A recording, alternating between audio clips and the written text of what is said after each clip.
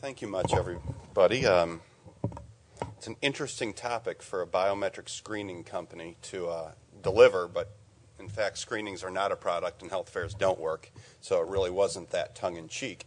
But before I even get started, I kind of want to know who's in the room so I know who I'm going to offend.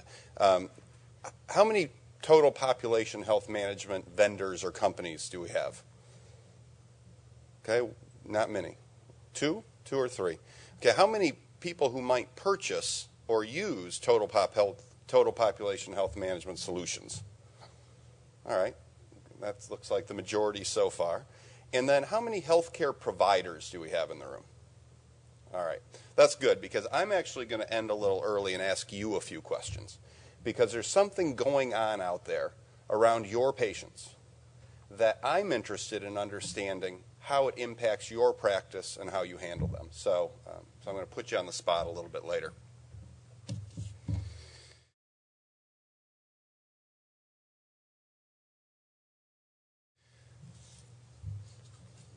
So while we are the largest biometric screening company in the country, it's interesting to me that we have gone about as an industry selling biometric screenings as a product. And they're not a product. And we have examples of other industries who kind of understand this. I mean, what did 3M make? They made adhesives, right? They made film. They didn't start out making Post-it notes. They made things that stuck together, that you could put data on. And then they said, hey, you know what? We can make a Post-it note out of this. You know, they don't make the things you buy. They make the things you buy better. I think is that BASF? Who says that? You know, another example of that, Intel.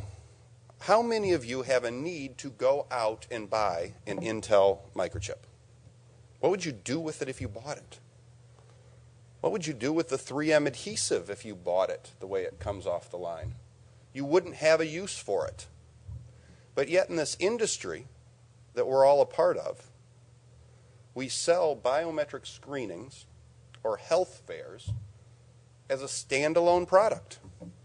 And the question I want to ask the group is, what do we use them for? What is their benefit on their own? Later we're going to talk about what is their ROI.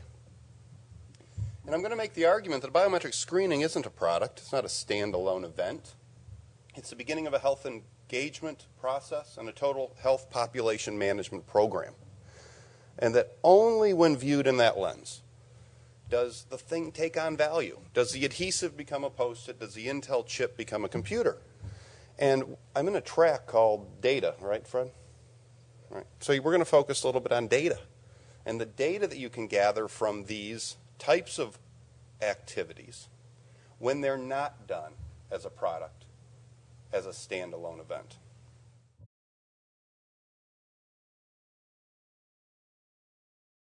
So I guess the thesis here is that screenings are not a product. They're part of a health management process. And that when you position them alone as a standalone product, you're really losing the benefit in three areas. You're losing the benefit of risk identification that a biometric screening can provide. You're losing an opportunity for engagement.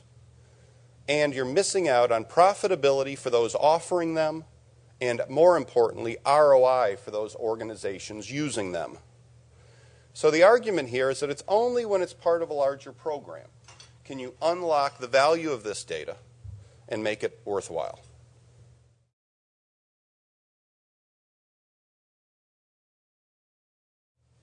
So we're going to talk about three areas. I'm going to rename the first due to the name of the track. We'll call the first one data. Then we're going to talk about engagement. And then finally, we're going to talk about ROI.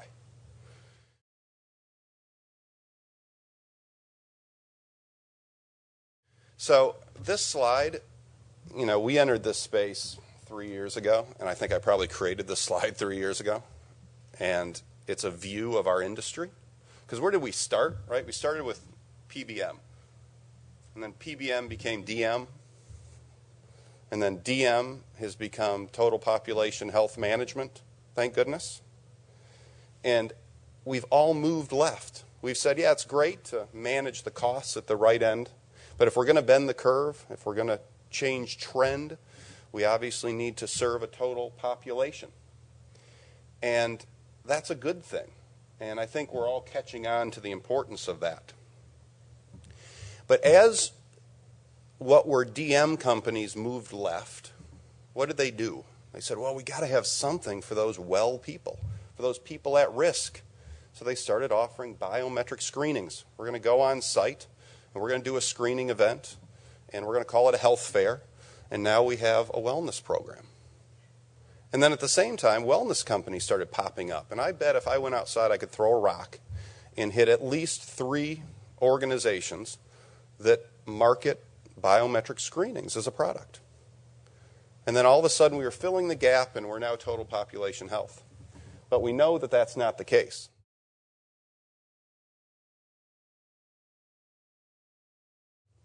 But there is a grain of truth in there. And the grain of truth is that as you move left, you need new forms and sources of data. How much data, how much claims data is there on an undiagnosed diabetic? When we were looking at this EMR system, which was, awesome, how much data is there on that patient who's never seen the doctor? It doesn't exist. So how can we claim to do total population health management if we only have data on the piece of the population that is already seeking or receiving care? How do you change risk related to someone who doesn't know they're at risk? We have 57 million pre-diabetics in this country, 6 million undiagnosed diabetics. We have very, very little information on these people. So biometric screenings are important in gathering the data on the people at the left. However, the way we're selling them as a product puts the data in silos.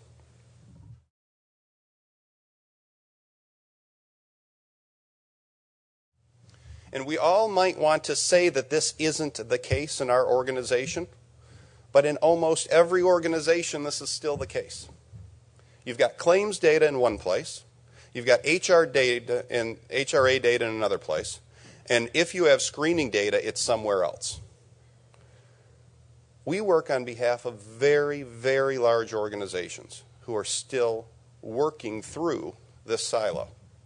How many of you can honestly say that the data that you might have on a certain participant in all 3 of these areas is in one place and can be made actionable by the person trying to take action upon it? I have 1 hand. Anybody else really think they can do it? 2? That's good. That's best in class. Because if you're going to take a look at a person who maybe has a risk of heck, this person is diabetic. They have a 7.5 A1C. This is a diabetic. But if you have the screening data here and an HR piece of data over here that tells you that, where they just told you they're on the Atkins diet, and claims data somewhere else, it's really hard to act on that. And I don't care if that's the physician, I don't care if that's the nurse coach, I don't care if that's the on-site health coach. This data needs to be in one place. And when we sell a screening as a product, it tends to end up in that silo. So we've got to get it all together. And there's lots of challenges in getting all of this data all in one place.